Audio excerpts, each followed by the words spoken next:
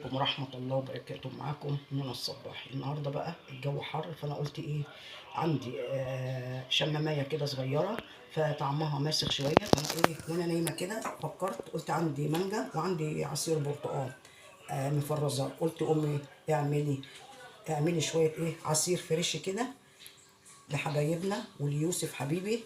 قلت ايه اعمل له عصير كوكتيل. الشمامة المسخة شوية دي مانجا. طلعت كيس مانجا، طبعا مطلعه بقى له شويه فايه بس شويه. وعصير برتقال، جايبه البرتقال وعصراه وايه مفرزاه، ومعلقتين سكر بقى ده اللي يحب يحط سكر. هنيجي في الخلاط كده حاجه كده ايه من الاخر.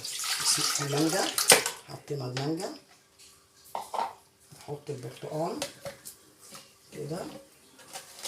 طبعا البرتقال جايباه وعصراه ومصفياه ومفرزاه. الشمام بقى نحط شويه شويه كده كده كده. طبعا انا كان نفسي احط الكميه كلها كده. نحط السكر، يبقى حطينا المانجا وحطينا البرتقال وحطينا الشمام او الاناناس الموجود عندك، وطعمه مش لا ولا بد، تروحي ايه ورشه فانيليا خلاص عشان تديله ريحه حلوه كده. هنضرب بقى في الخلاط كده، نضرب. بسم الله الرحمن الرحيم.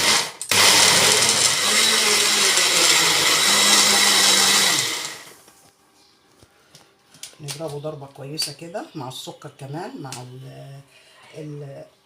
المانجا والبرتقال والشمام، عشان ايه يندمج مع بعضه يتجانس مع بعضه، يبقى ايه عصير في منتهى الجمال. عصير فريش كده احسن من الجاهز.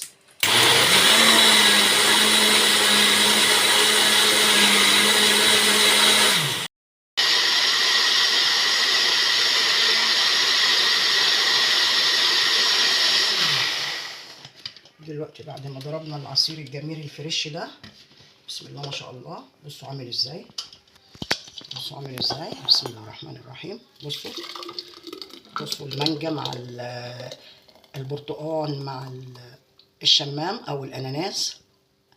بسم الله ما شاء الله، الله اكبر. بصوا عامل ازاي، حاجه كده من الاخر، حاجه من الاخر. قومي كده ولو عندك اي فاكهه كونيها مع بعض واعمليها. بسم الله الرحمن الرحيم.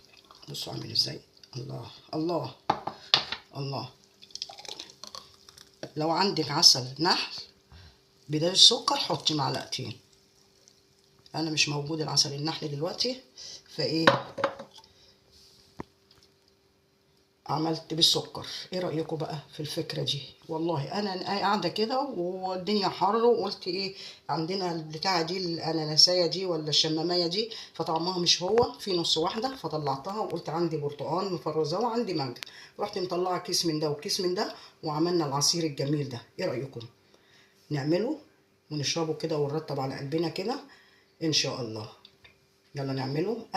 اي مكونات عندك، اي حاجه، مش مع موز، مع اي حاجه، مع اي حاجه، اي حاجه عندك كونيها، فراوله، اي حاجه، برقوق، اي حاجه. خلاص نعمله ان شاء الله. وبالهنا والشفا. كانت معاكم منى الصباحي.